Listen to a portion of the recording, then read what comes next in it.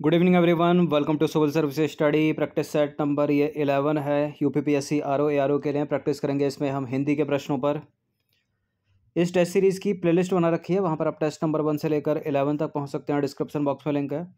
और RO ARO की आप पेड सीरीज़ प्राप्त कर सकते हो, जिसमें मिलेंगे आपको फुल टेस्ट। डिस्क्रिप्शन बॉक्स में नंबर है, उस पर कॉल या व्हाट्सअप कर दीजिए। तो पहला प्रश्न है, देखिए 6 टॉपिक इसमें हैं आरओ एआरओ की प्रारंभिक परीक्षा में। ठीक है, हिंदी में 6 टॉपिक हैं और एक टॉपिक से जो है वो 10-10 सवाल हैं। तो इसमें हम इस टेस्ट में 30 प्रश्नों की प्रैक्टिस करेंगे। तो पहला प्रश्न है, तत्सम तद्भव के संदर्भ में जो है कौन सा इसमें सही सुमेलित नहीं है। यह है तद्भव, यह है तत्सम। जैसा कि पहले भी बता चुके हैं आपको कि तत्सम शब्द जो है वो संस्कृत के शब्द हैं और जो तद्भव शब्द हैं वो सामान्य बोलचाल के शब्द हैं।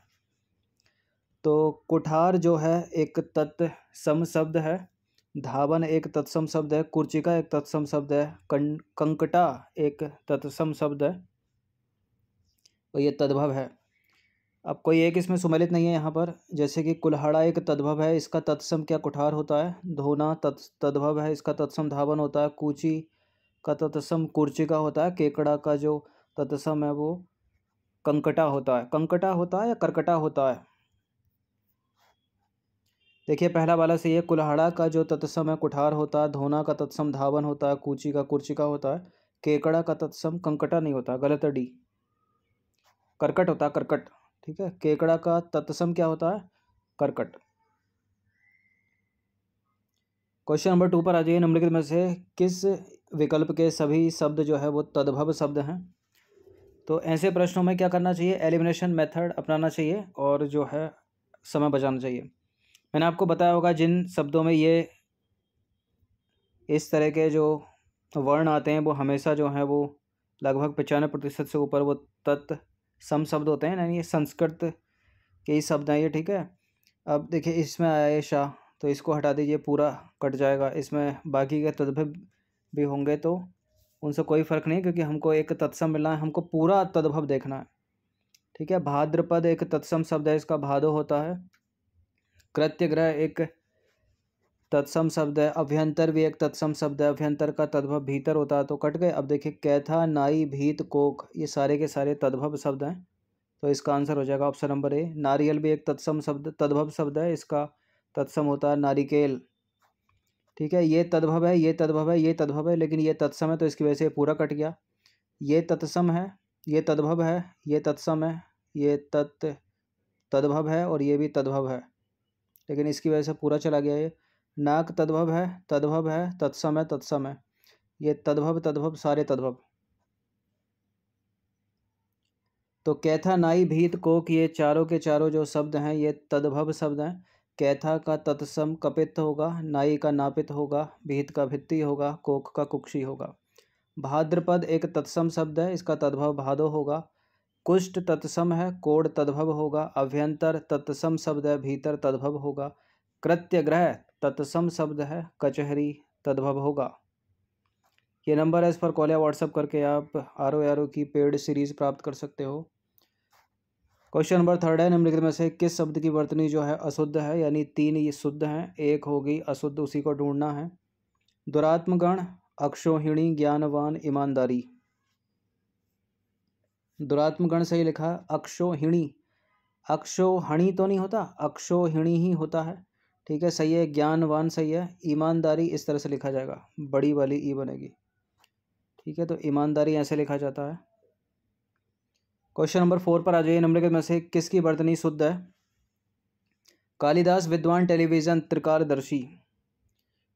शुद्ध ढूंढनी है, त्रिकाल ऐसे लिखा जाता है। ठीक है, त्रिकाल, तो ये वाला गलत हो जाएगा। कालिदास पे मात्रा छोटी वाली आएगी। विद्वान सही लिखा है, टेलीविजन में ला के ऊपर मात्रा बड़ी वाली आएगी, तो डी करेक्ट है। तो विद्वान शुद्ध रूप है या डी। बाकी कालिदास ऐसे लिखा जाएगा, टेलीविजन ऐसे, त्रिकालदर्शी ऐसे। 5वां प्रश्न है, निम्नलिखित में से किस विकल्प के सभी शब्द शुद्ध हैं। थर्माकोल सही लिखा है क्या। पुनर्वास सही है, पड़ोस सही है, थर्माकोल गलत लिखा है। त्योहार गलत लिखा है, त्योहार में एक ही मात्रा आएगी, याद रखना। ठीक है, बाकी तिलस्म सही है, तुष्टिकरण सही है। अकस्मात सही है, राजन सही है। एहतियात गलत लिखा है, एहतियात में जो ए होगा वो छोटा वाला आएगा। तत्वाधान सही है, तबीयत सही है, पुनर्वास सही है। तो पुनर्वास ये वाला करेक्ट है, ये वाला इनकरेक्ट है। तो तत्वाधान सही है, तबीयत सही है, पुनर्वास सही है, थर्माकोल ऐसे, त्योहार ऐसे, एतिहाद ऐसे। शुद्ध वर्तनी वाला शब्द कौन सा है इनमें? अधीन नहीं होता है, ठीक है, अधीन होता है, अधीन। अमावस्या, अमावस्या में शाही ये वाला आएगा, ये भी गलत है। अपराह ऐसा लिखा जाएगा, ठीक है, आमिष सही है। तो अपराह कुछ इस तरह से लिखा जाएगा, अमावस्या ऐसे, अधीन, ठीक है, आमिष सही है। नंबर 7 पर आ जाइए। निम्नलिखित में से कौन सा शब्द जो है विशेषण है? देखिए ऐसे शब्द जो संज्ञा या सर्वनाम की विशेषता बताते हैं उनको विशेषण कहते हैं। तो कोई कैसी है वस्तु, वो घरेलू है, ठीक है, तो घरेलू जो है उसकी विशेषता बताई जा रही है, तो घरेलू जो है वो विशेषण हो जाएगा यहाँ पर। तो घरेलू शब्द विशेषण है, और किसका है ये? घर का। घर विशेष है, घरेलू विशेषण है। क्वेश्चन नंबर 8 पर आ जाइए। चतुर विद्यार्थी से प्रश्न पूछो, वाक्य में विशेषण है। तो विद्यार्थी तो विशेष हो गया, विद्यार्थी कैसा है? चतुर है, ठीक है, तो चतुर हो गया विशेषण। तो वाक्य में चतुर विशेषण है, आसान सही था ये तो। क्वेश्चन नंबर 9 पर आ जाइए। वह आदमी जो कल आपके घर आया था बहुत बड़ा ठग है, वाक्य में कितने विशेषण है? ये भी पूछ लेता है कि कितने संख्या में, कितने काउंट करो। तो वह सार्वनामिक विशेषण, जो सार्वनामिक विशेषण 2 हो गए, ठीक है, किसके घर आया था? आपके, ठीक है, तो 3 हो गए। और ठग है, कैसा ठग है? बड़ा वाला, छोटा वाला? बड़ा वाला ठग है, ठीक है, तो 4 हो गई है, ठीक है, 1 2 3 4, 4 विशेषण हो गए, सी हो गया इसका आंसर। तो इस वाक्य में 4 विशेषण है, वह, जो, आपके और बड़ा। 10वां प्रश्न है। निम्नलिखित में से कौन सा जो है विशेषण नहीं है? भयभीत, भीरू, भव, निर्भीक। देखिए निर्भीक विशेषण शब्द है, भयभीत विशेषण है, भीरू विशेषण है, भव जो है वो विशेषण नहीं है। तो दिए गए विकल्पों में भव शब्द विशेषण नहीं है, बाकी सारे विशेषण हैं। नंबर 11 पर आ जाइए। निम्नलिखित में से कौन सा शब्द विशेषण है? बनारसी, ठीक है, साड़ी कैसी है? बनारसी साड़ी है, तो ए जो है विशेषण हो गया।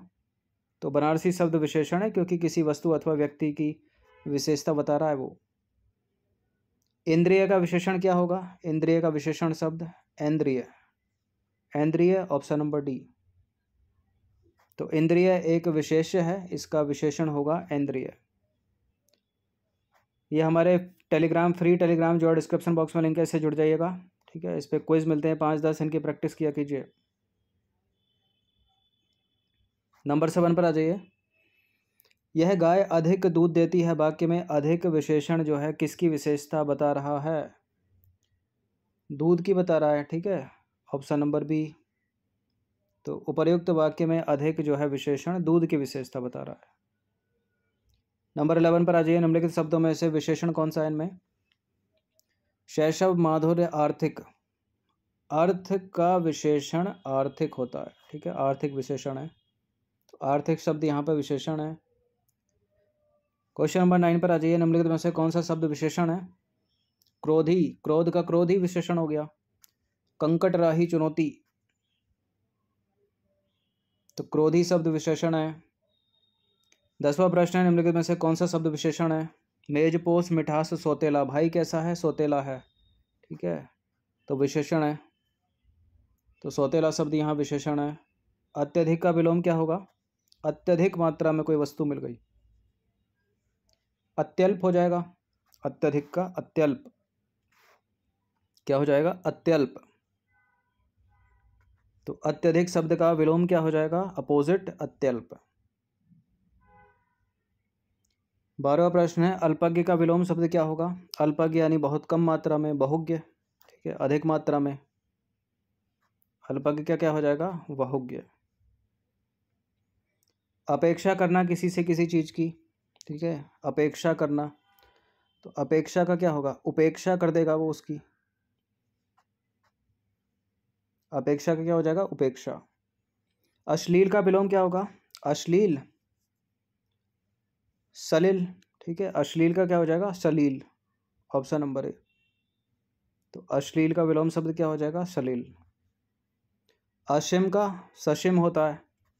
सशिम कौन सा वाला, ये वाला या ये वाला? सुशीम नहीं होगा, संकुचित नहीं होगा। असीम का सशिम, ऑप्शन नंबर ए वाला। अर्पित कर देना, अर्पित का विलोम शब्द क्या है? नंबर 16। अर्पित कर देना मतलब एक तरह से समर्पित कर देना, ठीक है। अर्जित, ग्रहित, त्याज्य, क्या हो जाएगा इसका विलोम? अर्पित का हो जाएगा ग्रहित, क्योंकि त्याज्य एक तरह से इसका पर्यायवाची हो गया। किसी को अर्पित कर दी कोई चीज़, ठीक है, किसी को समर्पित कर दी, किसी का त्याग कर दिया। ग्रहित हो जाएगा ग्रहित। अर्पित शब्द का विलोम ग्रहित। अतिवृष्टि का विलोम क्या होगा? क्वेश्चन नंबर 17 है।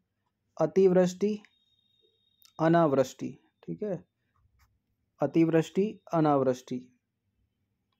और लिखा कैसा है ये भी देख लीजिए, अतिवृष्टि, अनावृष्टि। अवनी का विलोम शब्द क्या होगा? अवनी का मतलब होता है धरती, ठीक है, तो अग्नि नहीं होगा, तरणी नहीं होगा, धरा नहीं होगा, अंबर हो जाना चाहिए। अवनी का अंबर। क्वेश्चन नंबर 19 पर आ जाइए। निम्नलिखित में से अनुग्रह शब्द का विलोम, अनुग्रह का क्या होगा? विग्रह या आग्रह? अनुग्रह, अनुग्रह का विलोम हो जाएगा विग्रह। क्वेश्चन नंबर 20 पर आ जाइए। अनुनासिक का विलोम शब्द है। अनुनासिक का हो जाएगा निर्नुनासिक। कौन सा वाला? निर्नुनासिक, निर्नुनासिक, निर्नुनासिक, option number A. Question number 21 पर आ जाइए। जो बहुत आगे तक की सोच कर काम करता हो उसके लिए एक उपयुक्त शब्द कौन सा होगा? जिज्ञासु नहीं होगा, सर्वज्ञ नहीं होगा, अग्रसोची हो जाएगा, ऑप्शन नंबर डी। तो जो बहुत आगे की बात सोचकर काम करता है उसके लिए एक शब्द क्या है? अग्रसोची। क्वेश्चन नंबर 22 पर आ जाइए। जो प्रमाण से सिद्ध ना हो सके, जो प्रमाण से सिद्ध ना हो सके वो है अप्रमेय, और जो प्रमाण से सिद्ध हो सके वो क्या है? वो है प्रमेय। तो जो प्रमाण से सिद्ध ना हो सके उसके लिए एक शब्द क्या है? अप्रमेय। क्वेश्चन नंबर 23 पर आ जाइए। जिसके आने की तिथि निश्चित ना हो, कौन क्या होगा वो? अतिथि, अनाहूत, अतिथि या आगंतुक? देखिए जो घूमता फिरता चला जाए वो होता है आगंतुक। जिसके आने की कोई तिथि निश्चित ही नहीं है वो है अतिथि। तो जिसके आने की तिथि ना हो उसके लिए एक शब्द क्या है? अतिथि। क्वेश्चन नंबर 24 पर आ जाइए। जो अभी अभी उत्पन्न हुआ हो उसके लिए एक उपयुक्त शब्द क्या होगा?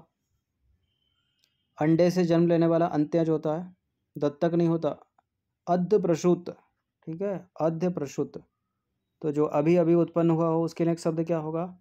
अद्ध प्रसूत। 25वां प्रश्न है। कनिष्ठिका और मध्यमा के बीच की अंगुली को क्या कहते हैं? अनामिका। कौन सा वाला सही है? वो छोटी वाली मात्रा, ठीक है, ऑप्शन नंबर डी।